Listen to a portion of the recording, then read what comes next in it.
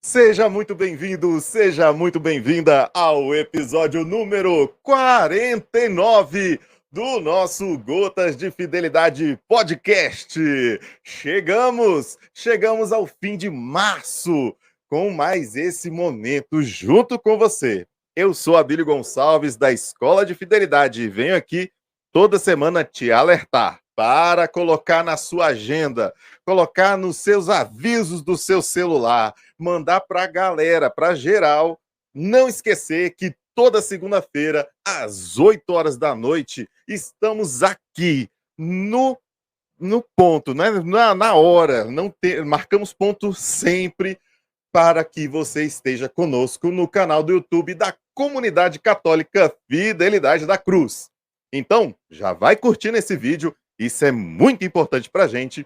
Se inscreva nesse canal e também participe. Cara, isso é muito importante, participação de vocês. Queremos ouvir o que você tem a dizer sobre o nosso bate-papo e bem como também fazer as perguntas, fazer um momento de interação. Queremos ouvir cada um de vocês, então participe bastante, tá bom?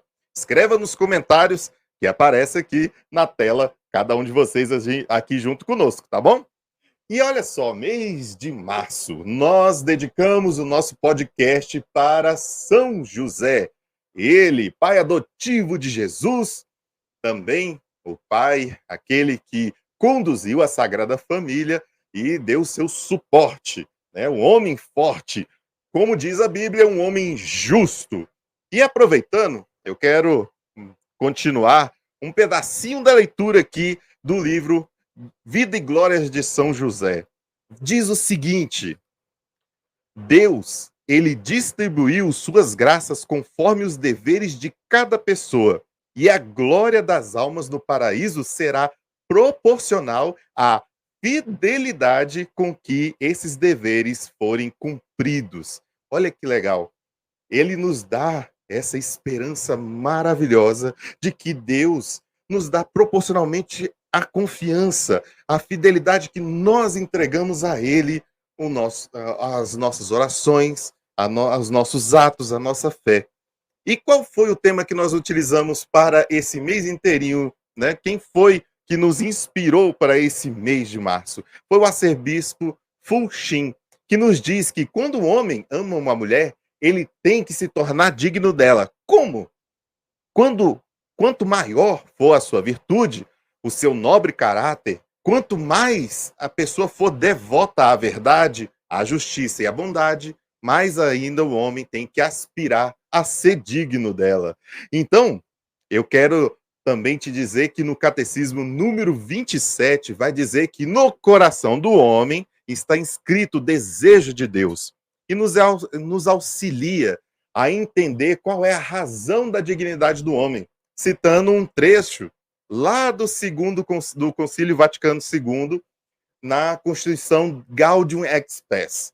A razão mais sublime da dignidade humana consiste na sua vocação à comunhão com Deus. Desde o começo da existência, o homem é convidado a dialogar com Deus, pois se ele existe, é só porque foi criado por Deus por amor. E é por ele, por amor, constantemente conservado. Nem pode viver plenamente, segundo a verdade, se não reconhecer livremente esse amor e não se entregar ao seu Criador. Olha que maravilha, terminamos esse mês de março com mais um homem fiel da cruz, apresentando a sua história de vida e a sua vocação ao trabalho. E ainda com a grande alegria de que ele teve agora seu ápice do sacramento, né, recentemente, agora na semana passada. E vocês vão conhecer um pouco dessa história, vai estar junto conosco. E eu quero, antes de chamar os nossos apresentadores, lembrar que você pode ser, né, cada um de vocês. Boa noite, gente, muito obrigado pela presença. Vamos junto participando aqui nos comentários. Você é essencial para esse podcast. E para isso também nós pedimos para que você possa nos ajudar nessa obra.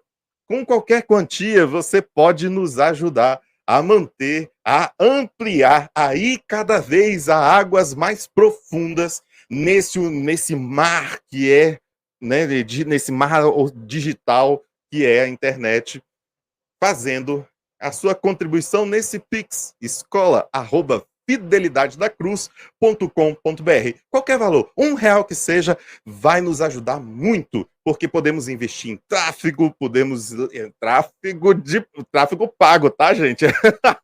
Nas redes sociais. Fazer com que nós possamos melhorar os equipamentos, levar essa realidade do podcast agora para o presencial. Que tal? Que tal você ser esse patrocinador para fazer essa transformação no nosso podcast? E isso aí, você tem a oportunidade de ser também, né, um contribuinte da graça de Deus através do podcast. Levar o evangelho a muito mais gente. Beleza? Recado dado, vamos chamar os nossos queridos apresentadores de hoje. E em primeiro lugar, e com muita alegria, chamamos nosso irmão Fernando. Quanto tempo, meu irmão? Que dureza foi essa aí esses dias? E fala, meu querido diretor, de volta e ativa. Tempos difíceis, tempos duros, mas estamos aí, vivos e fortes. Recuperado, zero bala. 100%, graças a Deus. Que bom. Olha aqui, bom. Ó, só na aguinha o tempo todo. Como diz minha mãe, a gente tem que... Como diz minha mãe, a gente tem que aguar os rins, né? A gente tem que ficar aguando os rins. Isso é verdade. Nossa, não se esqueça. Olha, aqui em Brasília tem um sol para cada um hoje. Até de noite, a lua está queimando ali. Então, a água é super importante. E para acompanhar o Fernando... Oi.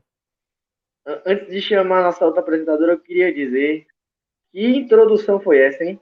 Rapaz, eu tive um ano de formação nesses 5 minutinhos aí. Ô, Senhor, graças a Deus, graças a Deus. Estamos aqui... Quem entrou no podcast do início já valeu o podcast inteiro. Amém. E para acompanhar nessa conversa, nesse bate-papo super descontraído, temos nossa querida Natália Rocha. Muito bem-vinda! Olá, boa noite. Boa noite, Fernando. Boa noite. Que muito bom, Fernando, te ver aqui de novo. Não é, mulher? Saúde. 100%. Vamos para cima. Eu vou estar aqui atrás nos bastidores. Qualquer coisa é só dar o grito. Até mais. Até mais. E aí, Nath, rapaz, eu passei por umas boas, hein? Rapaz. Fiquei preocupada. Meu companheiro de entrevista, como assim? Mas graças a Deus deu tudo certo. Aqui no podcast também a gente tem ótimos apresentadores. E vida que segue. Isso aí. Que bom que a gente está aqui junto de novo. Então, Nath, nosso convidado de hoje... Cara, antes da gente falar do nosso convidado, a produção aqui já cobrou da gente para a gente convocar todo mundo que está assistindo a gente a começar a partir do último minuto aqui do podcast. Então, a galera que está aí, presta muita atenção. A gente vai ter um convidado muito especial no próximo podcast. Então, assim, a gente já vai lançar já a divulgação já de agora. Então, já corre lá e já compartilha. O último minuto do podcast de hoje a gente já vai lançar. E, cara, vocês são a nossa divulgação. Vocês são a voz desse podcast. Divulga, chama... porque a gente vai ter aqui nada mais, nada menos do que o nosso queridíssimo bispo Dom Aparecido. Então vai ser um podcast especialíssimo, porque a gente vai comemorar, mais que especial, a gente vai comemorar 50 episódios do podcast ininterruptos. A gente vai comemorar aí 1 ano de podcast com de fidelidade, então vai ser coisa espetacular. Conto com a divulgação de vocês, vai ser épico, conto com a divulgação de vocês, conto com a ajuda de vocês, para que a gente possa trazer o máximo de pessoas possível para a nossa querido e especial podcast número 50. Não é isso aí, Nath? Isso aí, a gente conta com a participação de todo mundo para a gente prestigiar aí nosso bispo, Dom Aparecido, que com muito carinho, né, Fernando? Aceitou aí nosso convite, vai estar com a gente lá na nossa casa. Então, contamos com a participação de todos aqui acompanhando nosso podcast. E a gente vai ter convidados especiais, a gente vai ter momentos especiais. Vai ser uma coisa que só vai saber quem estiver ali, só vai ter o gostinho quem estiver ali. Então, conto com vocês para nos ajudar nessa. Conto com vocês para ajudar nessa divulgação em massa, para que a gente possa trazer o máximo de pessoas para beber do que o nosso pastor tem para nos oferecer. Isso aí. Então vamos lá, Nath? Vamos lá. Hoje o nosso convidado vai fechar aí nosso mês de março, né? Esse mês especial, que tem um tema bem peculiar, né? Que é o homem que é digno de sua esposa. Olha que profundo. Muito. Olha a divulgação aí, o nosso querido Abílio aí, ó. O diretor tá rápido. Então, galera, já printa essa... Abílio, espera só um pouquinho com essa imagem. A galera vai printar aí e já vai começar a marcar todo mundo. Fidelidade da Cruz, Escola de Fidelidade, Nath, eu, Tainã, o Arquidiocese de Brasília. Marca todo mundo para essa divulgação aí. Top demais. Nath, faz um beleza aí. Aí, galera. Então, o tema desse mês, Fernando, foi um tema muito importante também, né? Da gente partilhar, refletir sobre o homem que tem que ser digno da sua esposa. Muito profundo. E logo um mês que eu fiquei debilitado, né? Olha aí. E a gente teve muitas partilhas aqui no nosso podcast. Eu acho que hoje também teremos uma super partilha com o nosso irmão de comunidade. E, Nath, sabe o que é mais interessante? É que ele acaba, assim, ainda tá recente demais, ele casou. Então ele vai ter que falar na prática como é que é ser digno da sua esposa, né? Como é que ele conseguiu esse nível de dignidade para chegar e levar ela ao altar, né? Como foi essa conquista, né? Como foi essa decisão também. Combati o bom combate, recebi a coroa. Isso aí. Vamos chamar ele, então?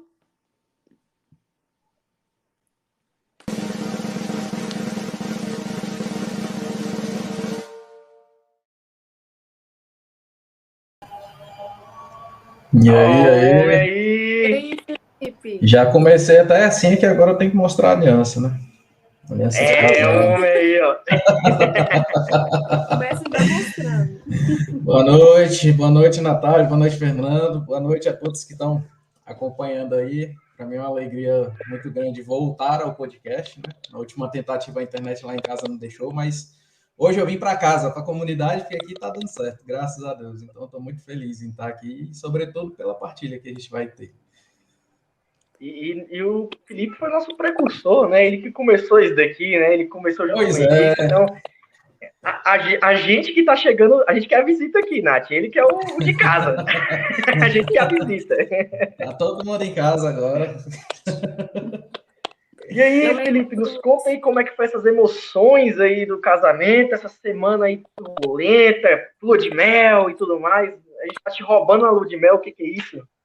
Nada, a gente já voltou da lua de mel, mas assim, foi um tempo muito bom, né? Ao mesmo tempo tiveram vários contratempos para variar, mas foi um tempo até mesmo de crescimento, né? E aquela sensação gostosa, achei engraçado, porque no dia do casamento, né, eu cheguei lá primeiro na paróquia, estava recebendo o pessoal, e aí todo mundo chegava, como é que tá? Como é que tá? Eu falei, não, por enquanto eu tô tranquilo, mas acho que daqui a pouco o negócio vai... Aí quando começou a formar a fila, aí já começou a bater aquela agonia, eu toda hora com a mão assim, ficava para lá, para cá, não conseguia ficar quieto, e tava vendo o atraso e aquela coisa e tal. Mas quando foi chegando a minha vez de entrar, meu amigo, eu não sei o que foi que aconteceu, que eu não lembro, dali para frente eu já não lembro de mais quase nada. Tipo assim, eu lembro de poucas faces de quando eu estava entrando, não lembro de quase ninguém, lembro de poucas coisas que aconteceram durante o período do casamento também, porque eu não lembro de quase nada.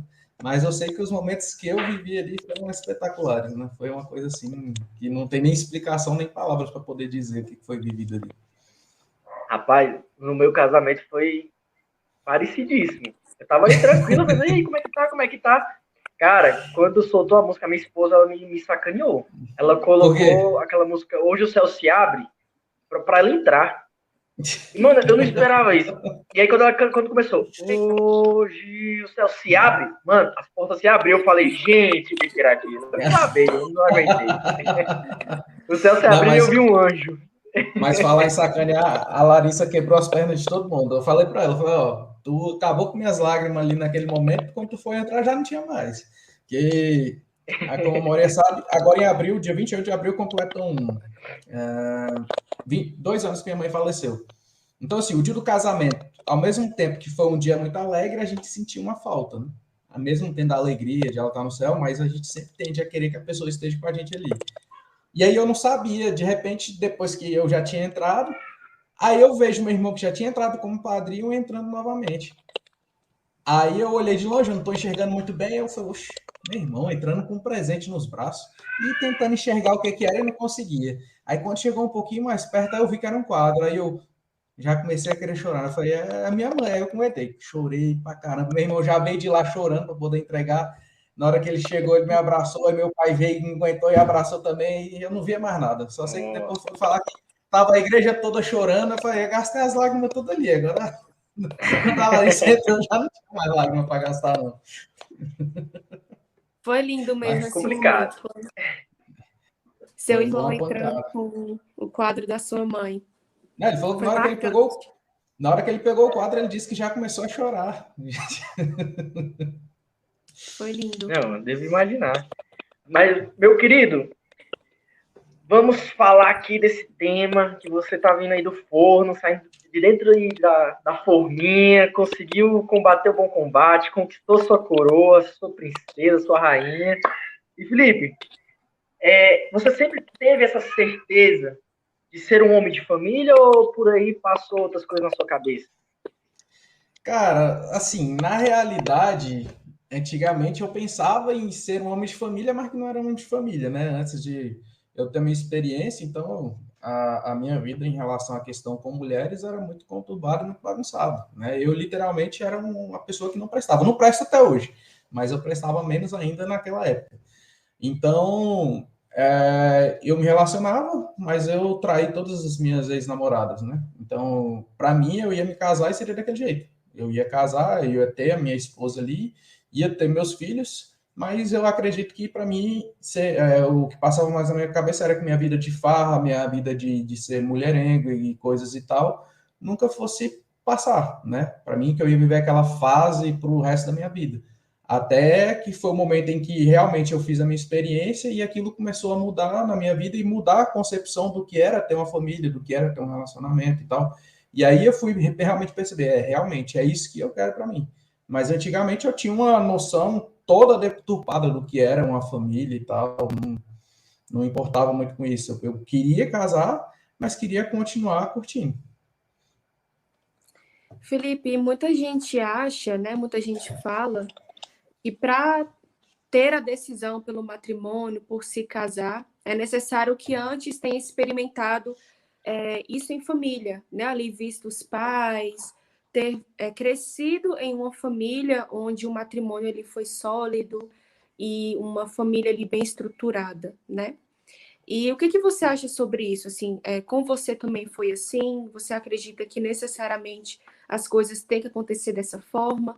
Ou é possível tomar a decisão pelo matrimônio, ainda que não necessariamente a pessoa tenha crescido em um lar estruturado, né? Saudável, digamos. Uhum.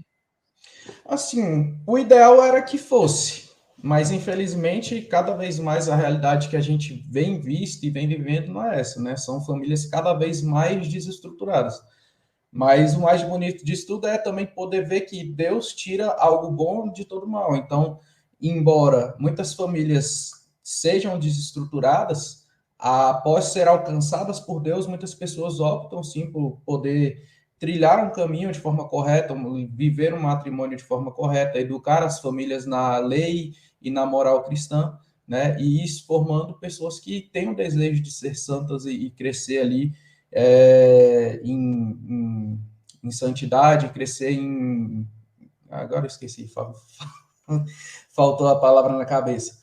Mas, assim, é isso. O ideal seria que todos nós pudéssemos viver e ter crescido numa família estruturada. Infelizmente, não acontece. E, infelizmente, a tendência também é a de piorar, porque hoje tudo pode, né? Todas as formas de amor são válidas e coisas do tipo. Então, as crianças elas têm aprendido cada dia mais cedo que o errado é certo, e tem havido uma inversão de valores muito grande, né? E quando a gente se põe contra esse tipo de situação, aí a gente apanha, porque a gente está defendendo o certo e as pessoas pegam o errado e agora estão tomando como certo, né? E aí a família tem perdido o valor aos olhos do mundo.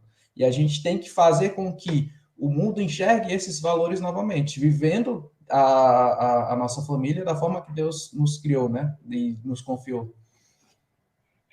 Meu nego, você falou aí agora que teve uma vida conturbada, foi muito mulherengo, muito isso, aquilo e tal. Então, assim, uma pergunta um pouco íntima, você responde se quiser. Como é que foi a questão com seus pais? Seus pais teve uma base sólida, cristã, deu formações boas, e você que se desviou no meio do caminho? Ou teve um momento lá que deu ruim na família e você se revoltou e falou, família não presta nada, e chutou o balde? Como é que foi isso aí? Assim, digamos assim, meio termo, né? Meu pai era de família protestante, mas não ia.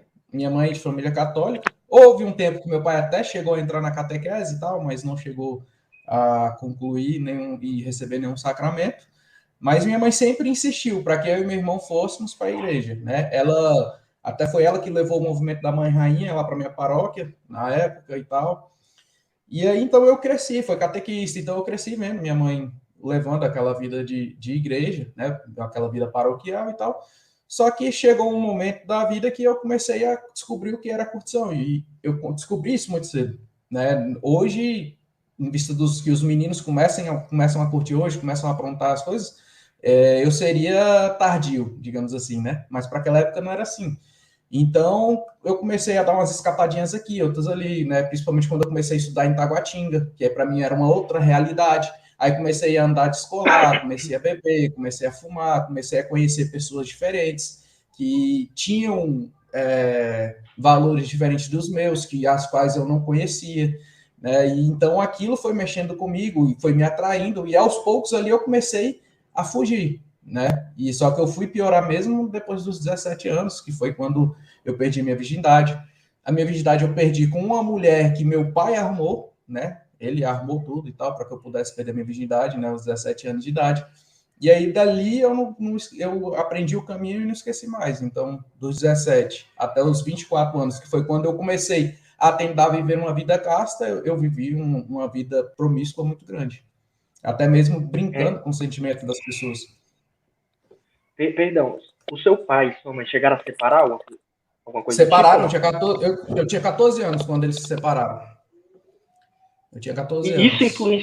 isso influenciou na sua vontade hoje de construir uma família e tudo mais? Isso interferiu, tipo, eu não vou construir família não, porque a gente vai casar para separar, então nem vou casar. Não, eu, assim, embora eu tivesse o pensamento errado da questão da traição e tudo, eu nunca quis casar para separar. A época, quando eles se separaram, eu até achei bom, porque eles brigavam muito. Meu pai, ele tinha problema com álcool. Pela graça de Deus, agora, em fevereiro, completaram 9 anos que ele não bebe mais, né? Foi o mesmo ano que eu fiz a minha experiência, o retiro que se deu a minha experiência com Deus. Foi o ano que meu pai resolveu fazer o tratamento para deixar de beber e, graças a Deus, nunca mais botou uma gota de álcool na boca, né? Então, assim, mas eu sempre tive na cabeça que eu queria casar e que fosse para sempre.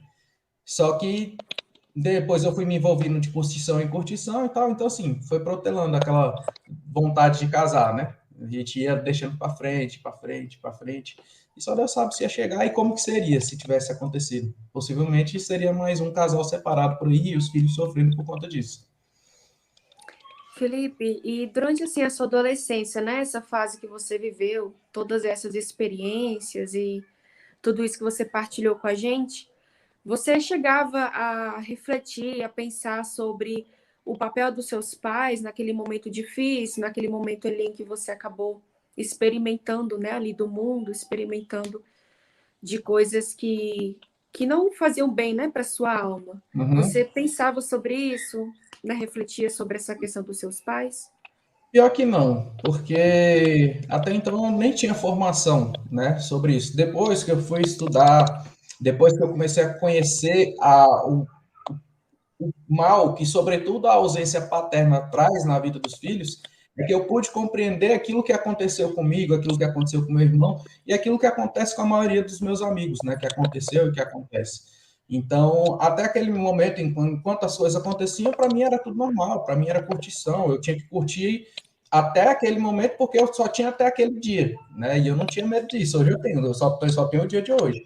Então, eu tenho que fazer certinho para as coisas caminharem bem. Mas naquele tempo, não, sabe? Eu tenho até que dar graças a Deus pela misericórdia que Deus teve comigo de não ter me levado naquele momento em que eu estava perdido, porque de certa forma eu já conhecia a verdade, porque já tinha feito catequese, já era crismado, já tinha a primeira comunhão, já tinha vivido uma vida sacramental. Então, quem fez a opção de se afastar e viver aquilo que o mundo queria, né, que me impunha, foi eu. Foi eu que disse sim ao mundo e virei as costas para Deus, né? Agora, eu não tinha essa noção, né, de que a ausência que sobretudo, o meu pai me trouxe durante a minha infância, nos momentos em que ele bebia, porque meu pai, quando ele não estava bebendo, ele era uma pessoa. Mas os momentos em que ele bebia, porque a gente cansou de buscar ele no meio da rua, dormindo com os irmãos de rua para poder levar para casa. Então ele começava a beber, ele ficava todo desfigurado, porque a barba crescia, o cabelo crescia, né? Ele emagrecia muito, ele não tomava banho, ele mijava na roupa, ele fazia cocô na roupa. Então, assim, era uma situação muito difícil. E ele mesmo conta pra gente até hoje que, às vezes, assim, as lembranças que ele tem, que até hoje martirizam ele, são algumas vezes mesmo de eu indo comprar pão para ir para a escola e ele já ia pro bar muito cedo, 6 horas da manhã ele já estava no boteco. E aí eu passava de cabeça baixa, triste, envergonhado pela situação, triste pelo que estava acontecendo. E aí ele falou que são essas cenas que ele ainda grava na memória, né? Então, assim, foi algo que não fez mal somente para mim, não somente para meu irmão, para minha mãe, né, pelo fim da nossa família, mas foi algo que martiriza ele até hoje, porque embora a gente diga para ele, pai, o que passou, passou, né? Hoje vamos viver o de hoje, é daqui para frente. Mas ainda assim ele sente a dor e as feridas de tudo que aconteceu.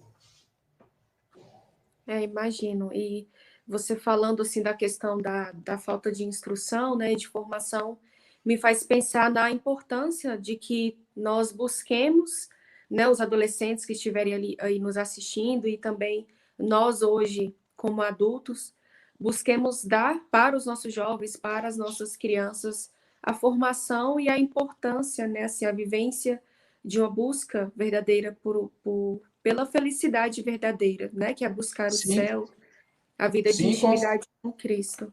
com certeza, porque assim, é óbvio que cada ano que passar a gente vai pensar, se eu tivesse a cabeça que eu tinha naquele tempo, não teria feito isso, né? Às vezes chega o ano que vem eu posso olhar e falar, se eu tivesse a cabeça que eu tenho hoje, ano passado eu não teria feito as coisas que eu cheguei a fazer também. Mas se eu tivesse tido uma formação, né, tido um acompanhamento, eu e mais da metade, todos os jovens, tivéssemos tido isso, talvez a gente não tivesse vivido tudo aquilo que a gente viveu e hoje a gente vivesse numa sociedade mais tranquila. Eu perdi muitos amigos para as drogas, perdi muitos amigos para o crime, tem muitos que estão presos, teve muitos que não tiveram a graça de serem alcançados, estarem vivos, infelizmente perderam a vida, muitos mesmo que perderam a vida muito jovens. E assim, a maioria vieram de uma família desestruturada. E o mais, não digo nem engraçado, mas a coisa assim que mais pegava é porque eu lembro nas nossas conversas quando nós éramos mais jovens, antes de conhecer o álcool, a bebida e as coisas, a gente falava que via as pessoas drogadas e falava, não, isso é uma coisa que eu não quero para mim, é uma coisa que eu não quero para minha mãe, não quero para minha família. E, infelizmente, tanto eu como a maioria desses jovens passamos por essa etapa, tanto da vivência das drogas, né, de ser drogados, quanto da criminalidade, do alcoolismo, da prostituição e coisas do tipo.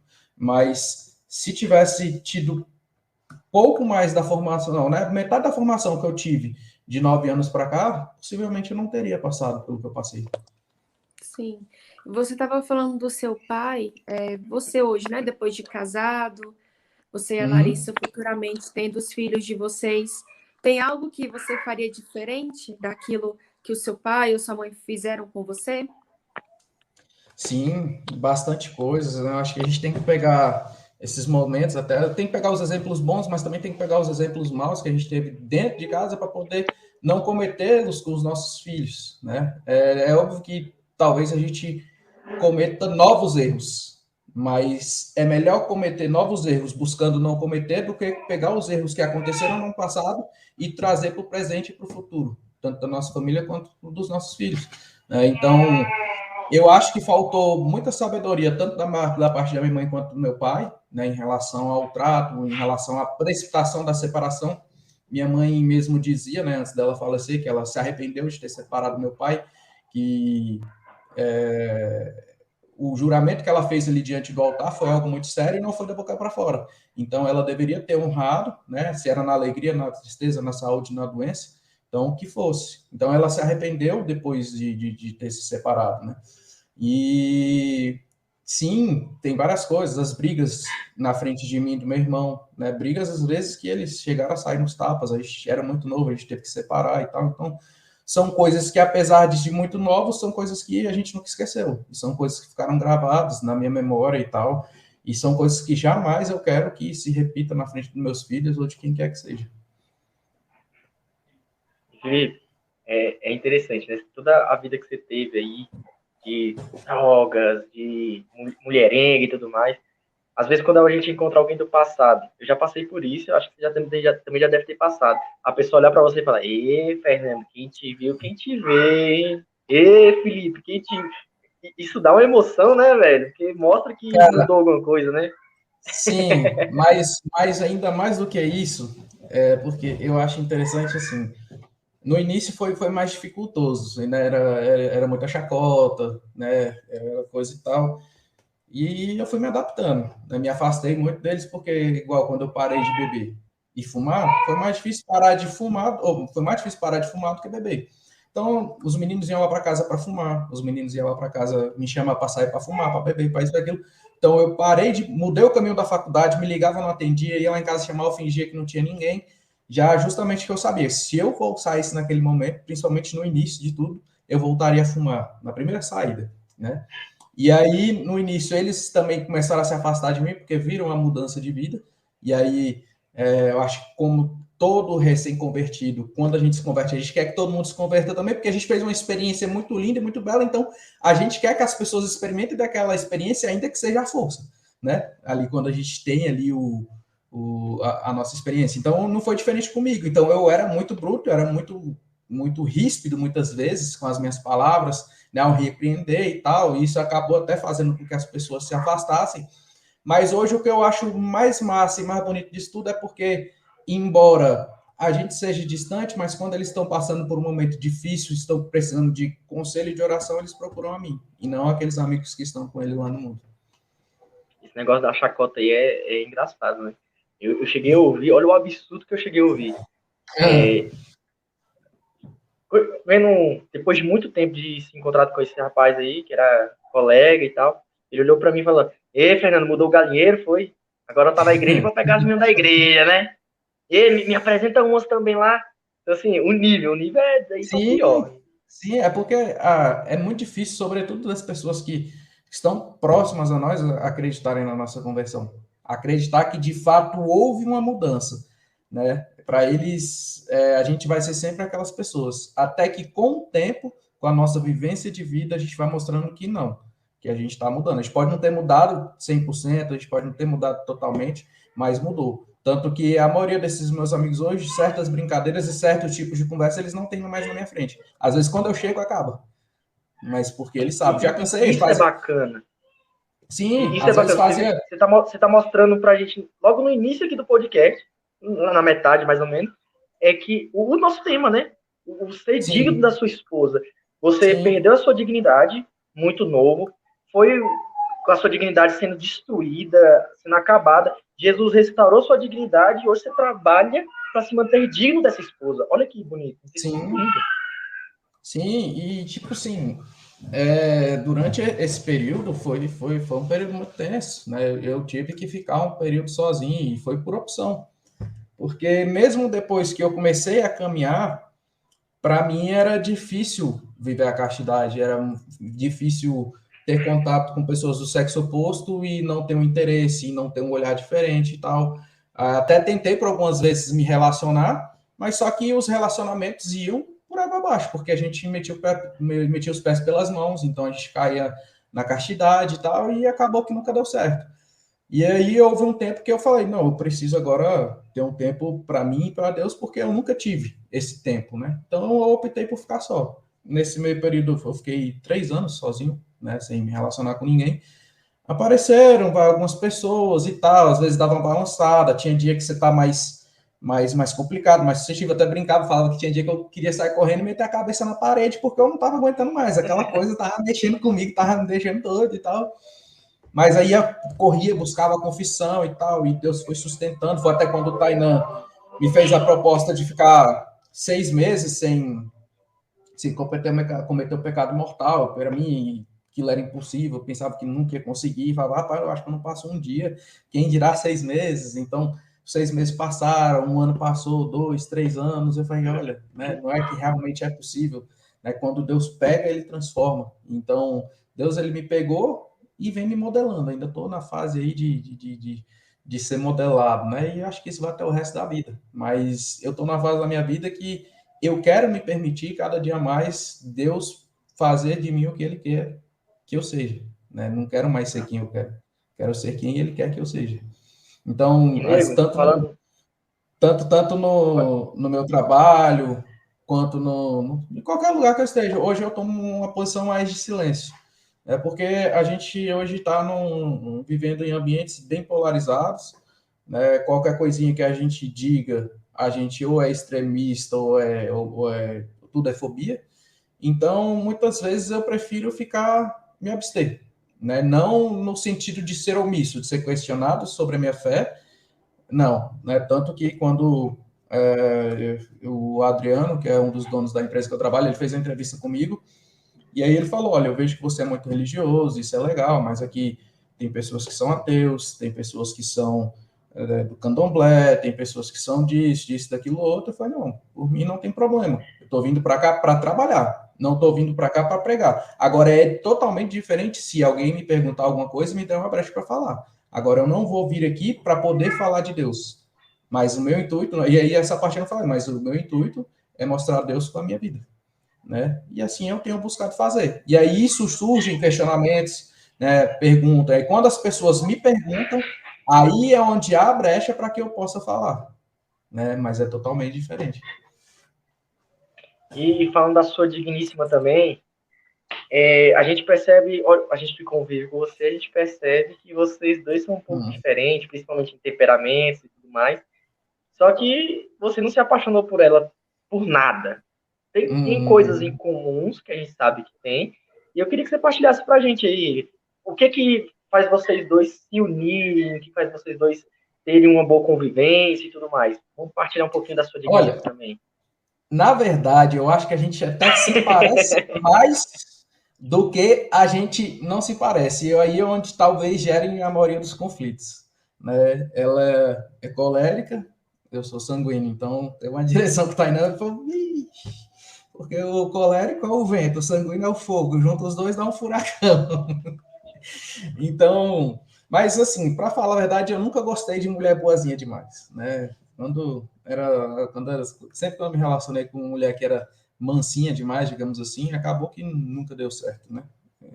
Tá certo também que não pode ser brava demais também, não. Mas eu nunca gostei de uma mulher que fosse muito, como é que eu posso dizer? Não é a paisana, mas que aceitasse tudo que eu dissesse, né? Tem que bater de frente também. E aí, na questão de mim e da Larissa, nós éramos, ainda somos até hoje, né? Mas nós éramos muito amigos. Então, ela me contava sobre as coisas que ela estava vivendo, eu contava sobre as coisas que estava vivendo na minha vida, eu ia deixar ela na casa dela e tal. E a gente nunca tinha parado para pensar em relacionamento, em dizer, poxa, né, vamos namorar e tal. Até porque ela estava vendo outra coisa, o Marcelo tinha permitido ela voltar a sair com o ex-namorado dela, eu estava vivendo outra fase da minha vida, e assim, a gente sabia de tudo isso. Mas a gente nunca tinha parado para pensar, até que o Marcelo um dia viu nós dois sentados na missa, E aí ele me chamou depois de uma convivência, perguntando o que eu achava dela e tal. Eu falei, não, a Larissa é minha amiga e tudo. E aí ele falou, não, é porque queria saber o que você acha e tal, se fosse para vocês dois dar certo. Eu falei, Marcelo, a gente nunca pensou em se relacionar não e tal. A gente é amigo e tudo. Aí ele, não, mas é porque eu vi vocês dois sentados junto na missa, pedi um discernimento a Deus e Deus me disse que poderia dar certo. Falei, olha, eu tenho medo da questão de estragar a amizade, não dá certo, a convivência dentro da comunidade pode piorar, mas se der certo é bom porque ela é da comunidade, então isso vai facilitar a nossa vida, tanto a minha quanto a dela, com as atividades da comunidade e coisas do tipo, porque eu vejo a dificuldade das pessoas que não têm um cônjuge dentro da comunidade, então a dificuldade de estar presente na comunidade, a dificuldade de estar presente nas atividades da comunidade é um pouco maior, né, do que quando a pessoa já é de dentro da comunidade. E aí ele pegou e deu um grito, chamou ela. Larissa, eu falei, meu Deus do céu, não acredito que o Marcelo tá fazendo isso não, velho. Minha vontade na hora era de sair correndo. E ela veio. Aí ele falou, não, vem cá, vamos conversar. Aí eu falei, vou deixar eles ir lá e vou ficar.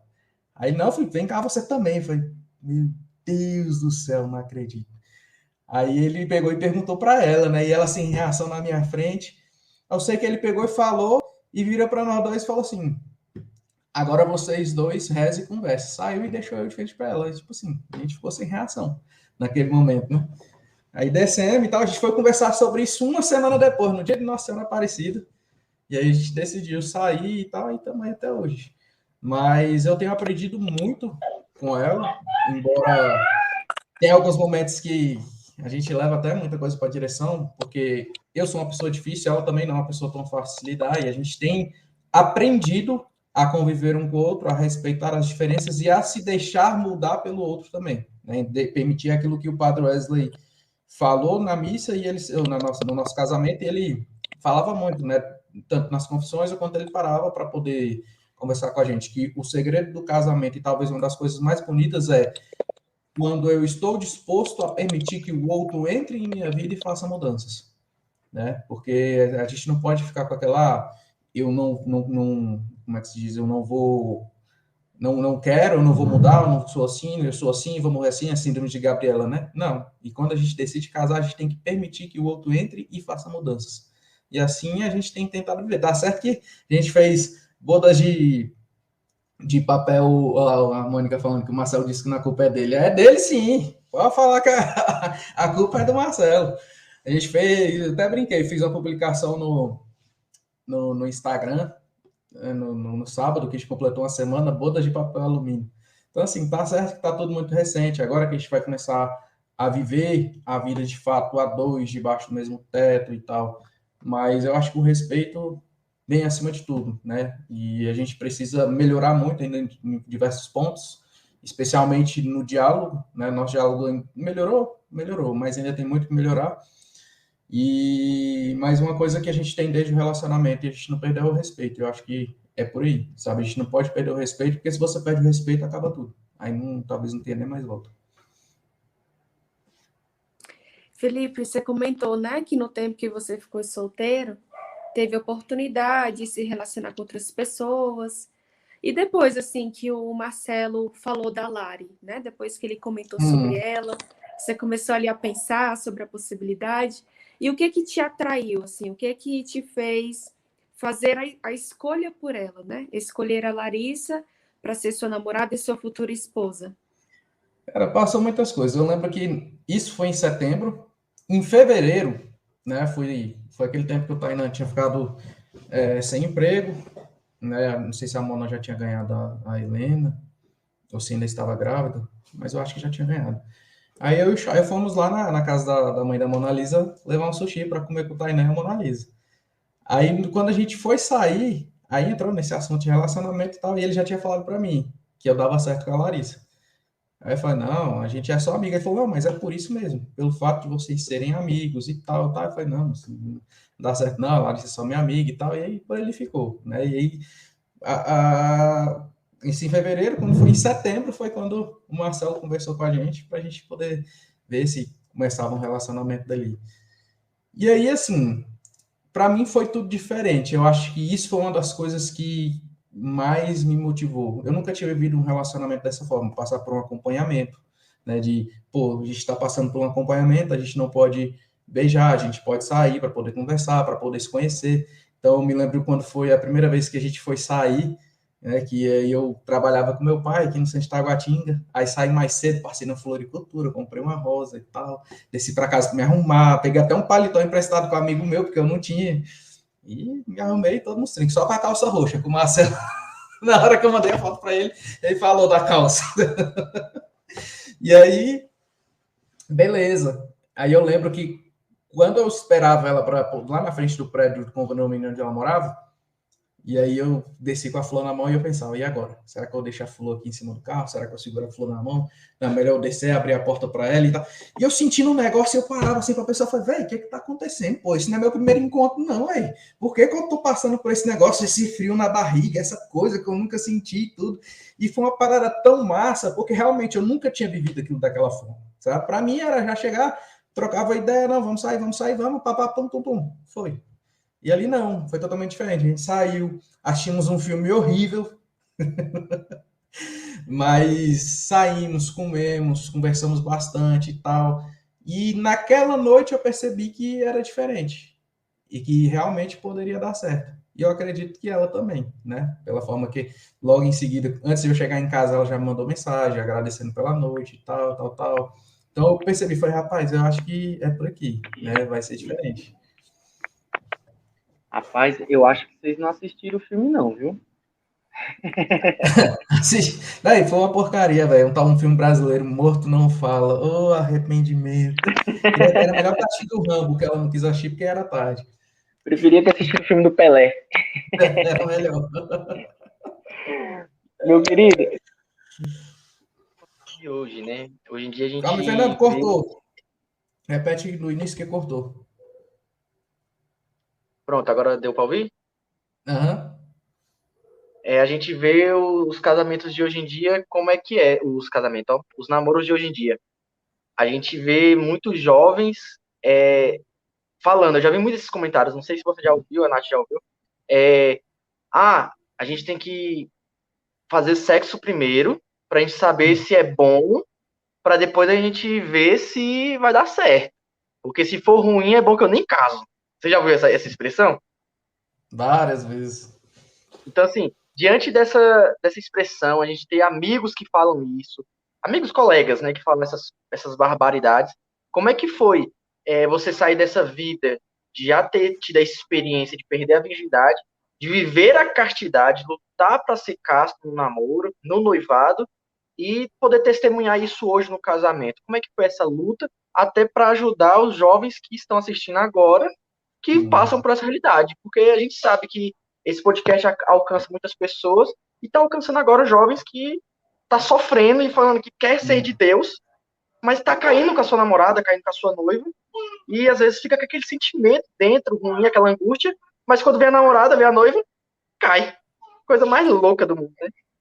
Cara, isso é uma parada assim, muito sinistra, porque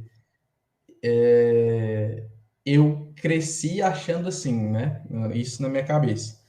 Que eu não queria me casar com uma mulher que fosse virgem, porque na minha cabeça, uma mulher que fosse virgem, ela sempre iria ficar imaginando como era uma outra pessoa na cama. E esse era o meu pensamento. Até que quando eu fui crescendo, fui amadurecendo um pouco, né, fiz a minha experiência e fui começando a estudar, eu vi que aquele meu pensamento era totalmente sem nexo, porque a pessoa que eu fosse me casar e ela já tivesse tido relações sexuais, ela não iria ficar pensando como era outro homem na cama, mas ela iria ficar me comparando com outros homens, possivelmente. Então, o que seria muito pior. E aí eu passei muito por essa fase, essa chacota, eu tenho que saber se é bom, ou tenho que saber se não é, e tal. As pessoas falavam muito isso, mas a partir do momento em que a gente descobre a beleza da castidade, isso muda, né? Porque a cereja do bolo está ali em você descobrir, é ali na lua de mel, né? Quando vocês são um, você é todo dela e ela é todo seu, e ali é onde a coisa vai acontecer da forma pura e sublime, né? E foi tudo muito lindo, né? A lua de mel foi sensacional, foi fantástico. Mas a gente teve as nossas lutas durante esse período aí de namoro, de noivado e tudo. A gente precisou passar pela decisão até mesmo de parar de beijar de língua. A gente só dava a bicotinha porque às vezes tinha momentos que a gente ficava só. E a gente percebeu que conforme a gente ia começando a se permitir nos beijos, a gente ia começando a querer perder o controle. Então a gente precisou tomar essa decisão. Falou, não, até casar, a gente não beija mais na boca de língua, porque senão a gente vai acabar perdendo todo aquele propósito que a gente colocou, né? A gente vai se perder, vai perder o nosso relacionamento, né? A gente pode vir a dar um contra-testemunho muito grande e tal, então a gente decidiu parar de beijar de língua durante esse período de namoro. O período que ela veio morar aqui na comunidade, né, foi melhor ainda para a gente, para a nossa vivência na castidade, porque a gente se via mais aqui na comunidade, né, a gente não se via mais sozinhos e tal. Então, essas coisas foram ajudando a gente a melhorar, foram ajudando a gente a crescer e conseguir chegar dentro do nosso casamento no estado de graça tranquilo. Então, o que eu tenho para dizer para os jovens ou para qualquer pessoa que queira viver na castidade, né, é não abrir uma brecha, porque qualquer brechinha que a gente abre já é. A gente começa ali, não, é só uma besteirinha, é só um beijinho, é só uma massinha, é só isso, aquilo. Quando for ver, a gente já não consegue mais dizer não. A gente já não consegue mais impor o limite, a gente já não consegue mais segurar a onda. Então, para que não coloque fogo antes do início, é melhor nem riscar a pólvora, porque senão já era. Né? Quando a gente vê, a gente já fez, né? Quando menos esperar, tá grávido, quando menos esperar, tá doente ou coisa do tipo, porque se a gente não sustentar a castidade durante o relacionamento, dificilmente a gente vai sustentar a castidade quando estiver casado, quando meu esposo estiver viajando, quando a minha esposa não puder ter relação sexual, eu vou querer procurar fora e coisas do tipo. Então, uma coisa que eu aprendi e que eu digo para todos, né, que às vezes tem até a igreja como uma vilã, porque a igreja impõe isso e impõe aquilo. Não é imposição, a igreja, tudo que ela nos diz é para o nosso bem e para a nossa salvação. Então, por mais difícil que seja, porque nunca vai ser fácil, a gente tem que lutar para poder viver uma vida santa, uma vida casta. Porque se eu amo a Larissa, eu quero o céu para ela. Então, eu não posso fazer com que o nosso casamento seja motivo para ela de condenação e de queda. Eu tenho que fazer com que o nosso casamento seja algo digno do céu. Felipe, você já se imaginou assim, né? Você futuramente, né? Se com a graça de Deus sendo pai, já se imaginou orientando seu filho sobre a sexualidade, sobre o namoro, né? Sobre a escolha também de uma pessoa certa para viver um namoro, um relacionamento, sobre se vale a pena lutar e esperar, né, pelo relacionamento nessa questão da sexualidade? Como que você imagina isso? Como que você se sente em relação a isso? Então, eu não tive essa oportunidade com meus pais, né? Eu conversava muito com os amigos na rua sobre. Meu pai, às vezes até tentava, mas eu não conseguia dar aquela abertura para isso.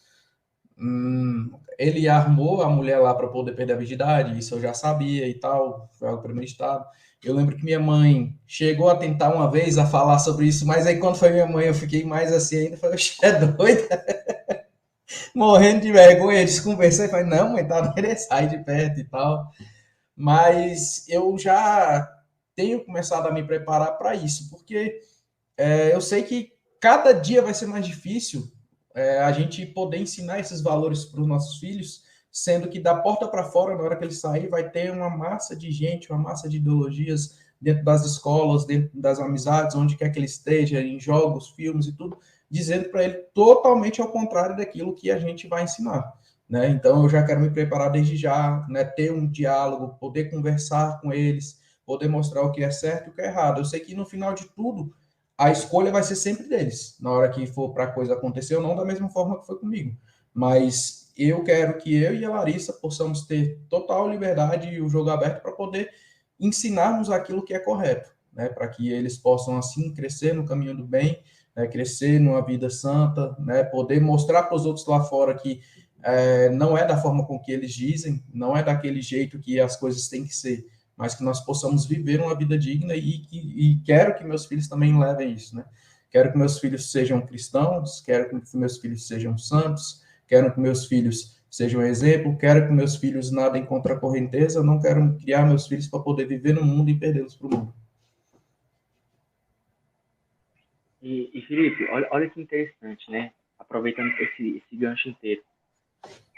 Nas próprias paróquias, a gente se encontra com jovens que são catequistas, cerimoniários, são líderes de grupo jovem, que pregam, e quando acaba a pregação, sai e estraga com a vida da jovem, né? Então, assim, eu conversando com o meu pároco esses dias, ele me questionando, né? Por que eu fui para novas comunidades, estou levando outras pessoas para novas comunidades, estou apresentando essa realidade para a paróquia, se eu tinha interesse de esvaziar a paróquia de jovens. Aí eu falando para ele, né? Não, padre, é porque nas novas comunidades a gente conhece uma nova realidade, uma nova perspectiva de catolicismo. Enquanto aqui a gente vê a mediocridade, e muitas vezes a gente não pode fazer muitas coisas, lá a gente encontra amparo, a gente encontra abastecimento, a gente encontra pessoas que vão se preocupar com a gente e nos tirar do buraco ao qual a gente não quer mais voltar. Então, assim, acho que a Fidelidade da Cruz fez isso comigo mesmo antes de eu ser Fidelidade da Cruz. Entende? Eu passei mais ou menos uns 4, 5 anos tendo direção com o Tainan antes de entrar para a comunidade. Então, assim, ele me tirou de um buraco ao qual eu não quero voltar. E eu quero ajudar essas pessoas a não entrarem nesse buraco também. Entende? Sim. Então, assim, isso que você está falando não é só da porta da nossa casa para fora, na escola, é nas próprias paróquias. As próprias paróquias. A gente muitas vezes vai se confessar com o padre, e aí a gente leva uma situação de masturbação, de traição, disso e aquilo, e o padre, não é normal, não é normal. Olha que louco. Não, é normal isso. Não tem problema uma quedinha, não tem problema. Então, assim, o erro já tá aí, né, na nossa cara. Sim, bicho, e isso é muito complicado, né? A minha briga muitas vezes com... Eu nem sou mais hoje, muitas vezes, chamados para pregar em grupos jovens, porque não adianta, né? Infelizmente, essa galera de grupo jovem, eles querem alguém que vai falar: ah, Deus é bom, o amor de Deus é lindo. Cara, mas você vê onde o erro está acontecendo. Além de ver, a gente já viveu isso. Então, às vezes, quando você chega para poder pregar e você vai falar a verdade, as pessoas já te olham com cara fechada, já te olham com cara feia e tal. Não, mas é porque igual quando a gente toca no tema sobre homossexualismo. Aí eu já fui até expulso de pregação por conta disso, porque não podia falar sobre aquilo, porque tinha pessoas lá que não sei o que, não sei o que. Falei, cara, mas eu não estou aqui para falar o que as pessoas querem ouvir, estou aqui para falar aquilo que a igreja ensina. Né? O homossexualismo não é pecado, mas a prática homossexual é, e tal. Então, assim, a gente está vivendo isso, e aí, infelizmente, né, é uma grande minoria, mas é uma grande minoria que faz mais barulho, né, em relação à questão dos padres que ensinam de forma errada, mas pelo fato de dizerem aquilo que as pessoas querem ouvir, eles ganham uma mídia maior. Ah, aquele padre é legal por causa disso, fulano de tal é legal por causa disso. Ah, aquele pregador é massa, porque ele falou isso e aquilo outro. Né? Só que as pessoas não estão preocupadas em ensinar a doutrina da igreja, elas estão preocupadas em serem acolhidas e aplaudidas. Né? E a gente não está aqui para poder fazer isso. E assim vai ser a mesma coisa com os meus filhos. Né? Vou conversar e tal, quando precisar corrigir, eu vou corrigir, porque eu não estou ali com a missão de ser um pai legalzinho, estou com a missão de ser um pai que quer levar os filhos para o céu.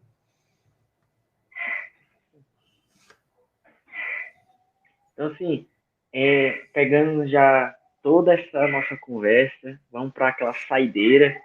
Eu queria que você pudesse aí dar uma consideração final aí do o homem que é digno da sua esposa. Acho que é chibatada final aí.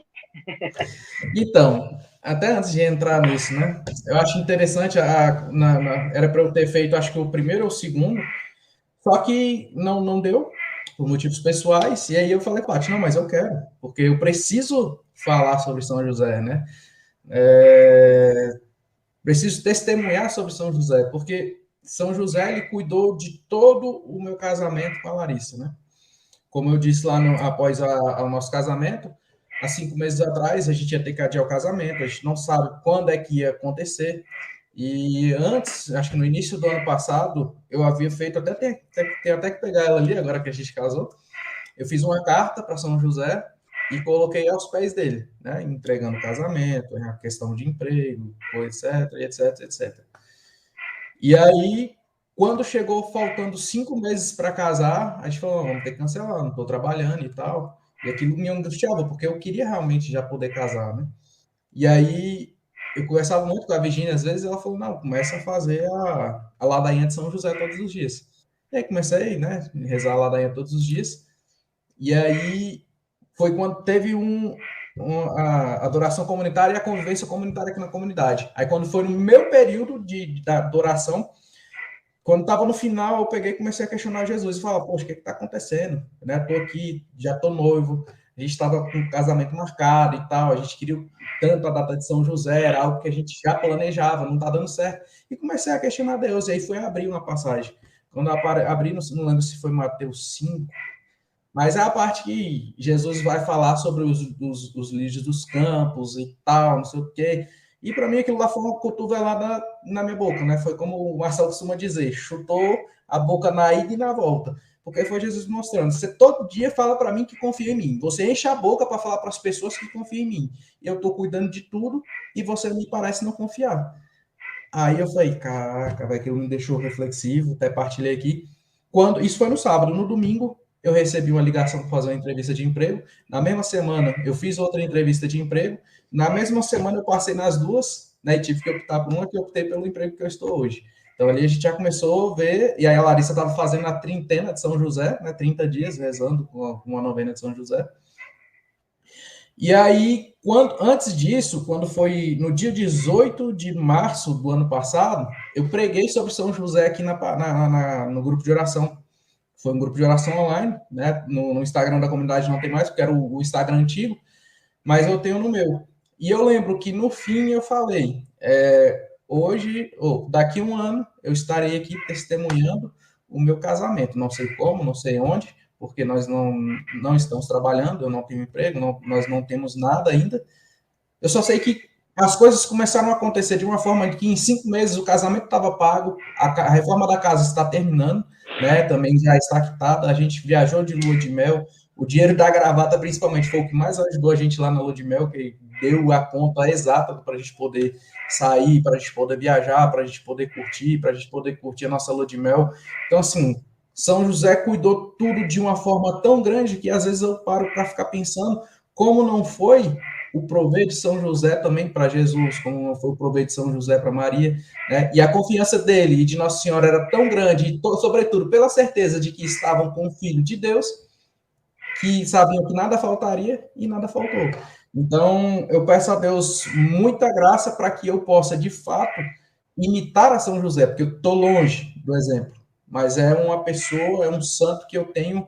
Não posso dizer ainda que sou devoto, porque para dizer que sou devoto de São José, eu tenho que crescer muito ainda, tanto em santidade, como em maturidade, como hombridade, né? Mas eu quero, né? Quero chegar lá e peço a Deus que me dê essa graça, né? E em relação à questão do homem, né? Ser o que ele tem que ser, né? Para poder. Como é? Eu esqueci até o tema. O homem que é digno da sua esposa. O homem que é digno da sua esposa. É assim, eu sinceramente acho até difícil falar sobre assim do homem ser digno, porque se eu dissesse para você que hoje eu sei o que é de fato ser digno para minha esposa, eu estaria mentindo. Mas o que eu posso dizer para você e para todo mundo que ainda está aqui assistindo a gente é que eu estou lutando para isso e quero chegar lá, né? Porque ela merece e porque Deus me confiou. Então eu preciso dar a minha vida pela Larissa, assim como Cristo deu a vida dele pela igreja. Então, aí quando chegarmos lá, eu vou poder dizer que realmente eu combati o bom combate, guardei a fé e conquistei a coroa. Show de bola. E, Filipão, para você ser aquela gotinha de fidelidade para Deus, para saciar aquela sede de um Deus sedento, o que você tem para oferecer para Ele, para ser essa gotinha de fidelidade? Cara, eu tenho pensado muito sobre isso esses dias, até mesmo desde a primeira vez que tu fez essa pergunta, que foi com o Davidson Silva, né? Acho que foi no teu primeiro podcast que tu apresentou, se não me E engano, sabe?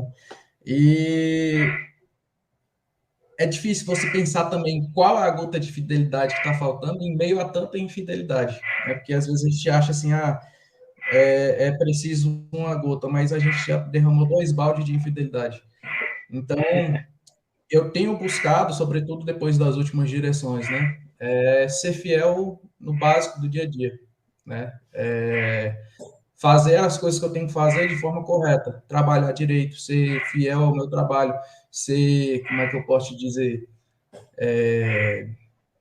ser íntegro dentro do meu trabalho. Se eu vou lavar uma louça, fazer de forma correta, sem resmungar, né? E aí entra a questão aqui da comunidade, que eu até falei, Tainá, depois dessa direção, você não precisa mais se preocupar com relação a isso, porque eu vinha faltando muito com meus compromissos dentro da comunidade, em relação à questão da minha escala de limpeza e tal.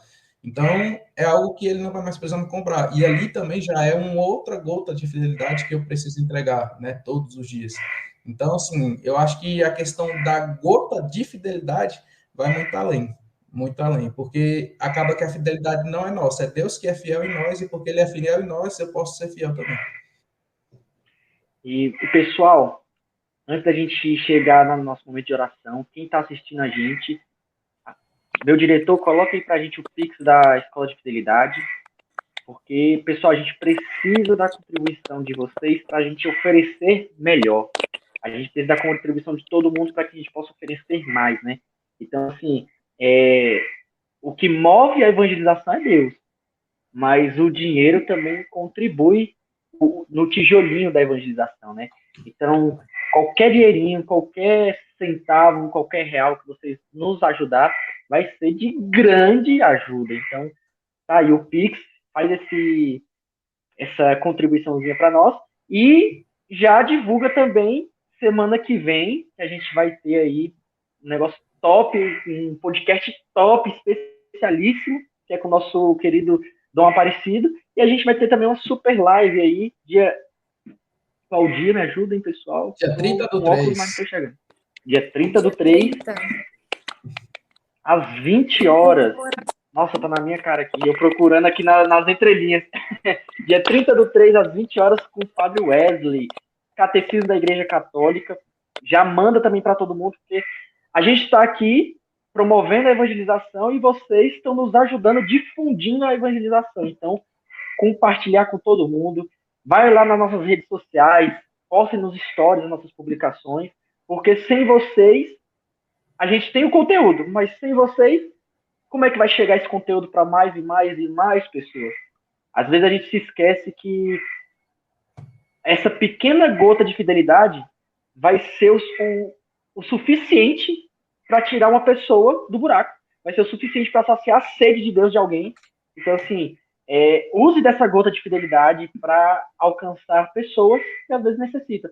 E sobre sobre o catecismo da Igreja Católica, ele vai comemorar agora, se eu não me engano, 50 anos de catecismo, e o Padre Wesley vai nos oferecer uma live especialíssima sobre o Vai ser catecismo. top, hein? Beleza?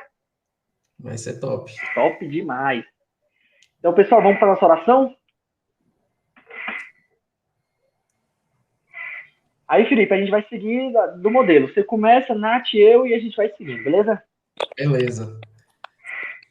Pai misericordioso, Deus Todo-Poderoso, tu que és fonte da luz e da ciência, concede-me um coração ardente, fiel e sedento à tua vontade, para conhecer as suas obras e escutar o teu chamado à perfeição.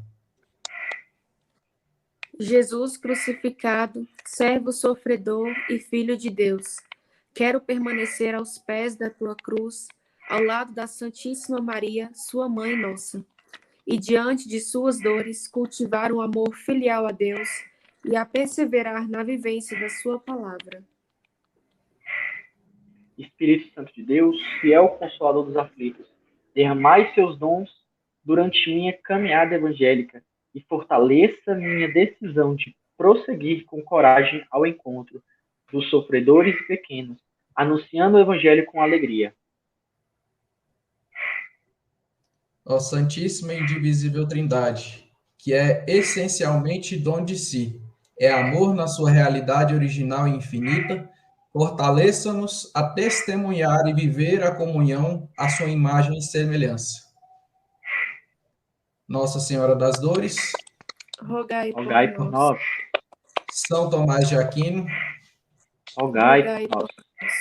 São João, apóstolo e evangelista, rogai pela comunidade católica Fidelidade da Cruz e por todos da Escola de Fidelidade e pelo mundo inteiro. Amém. Então, pessoal, a gente finaliza aí mais um dia, a gente finaliza mais um dia de podcast. Semana que vem, cara, pelo amor de Deus, divulga pra gente lá, dá uma parecida com a gente. E a gente, todos os dias da semana, tem missas às 12h15. Também, vocês estão super convidados. O Padre Wesley cada dia faz uma homilia melhor. A gente também tem aí adoração nas sextas-feiras, às 20h30. Então, você também está super convidado para adorar Jesus com a gente. E o grupo de oração Recomeço, que agora é aos pés da cruz, está acontecendo na paróquia Bom Jesus. Você que é lá da Ceilândia, do Setoró e as redondezas, também vem com a gente prestigiar o nosso trabalho, nossa evangelização e beber dessa gotinha de fidelidade. Então, Felipe, muito obrigado. Foi especialíssimo. A conversa foi maravilhosa. Foi muito bom, gostei demais também. Agradeço a todos também que ficaram acompanhando a gente até agora. Obrigada, e pessoal. Nath, obrigado. Você é linda, Felipe é lindo, todos somos lindos e vamos para cima. Bora. Até semana que vem, pessoal. Até. Dom Aparecido, hein? Bora. Tchau. Falou.